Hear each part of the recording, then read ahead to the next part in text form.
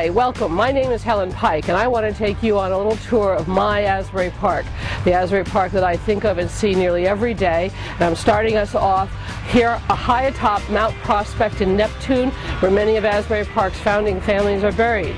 If you take a look behind me, you're going to see the Atlantic Ocean and the spires that mark today's Asbury Park. So come with me, and I'll lead you on this magical mystery tour. Here we are on Asbury Avenue, the road to Trenton. This is the second church to be on this location here in Asbury. It's the site of the Italian-American community, and this is the greater area of Little Italy in Asbury Park.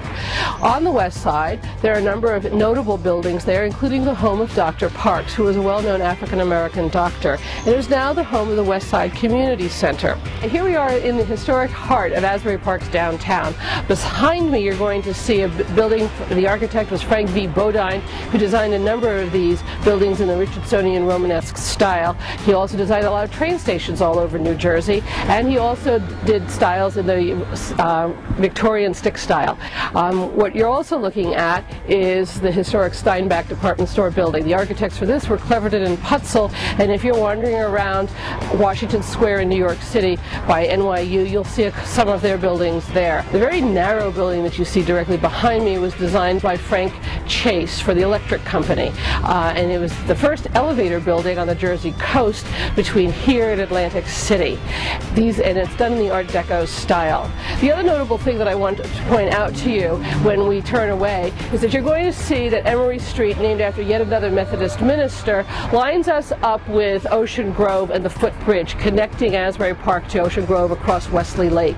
And so you have an idea about how important these crossroads of streets coming together here in the downtown were for creating a sense of identity in the 1890s. Welcome to Bradley Park.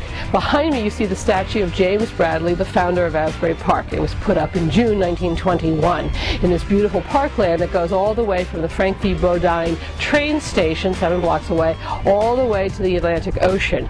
But what you'll see in a minute that under Mayor Clarence Hetrick, the Paramount Theater and Convention Hall complex was put up in 1929 and 1930, and it obscured James Bradley's view of his beloved ocean. However, we have lots of beautiful buildings, including the Paramount Theater that was designed by New York architect Whitney Warren, to appreciate here from Bradley Park.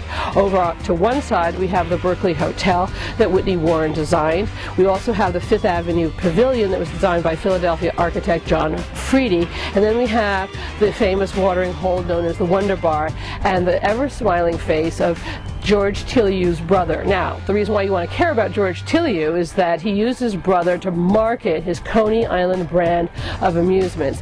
And the very last business deal that George Tilyou from Coney Island, New York made before he died was right here in Asbury Park for his famous steeplechase rides.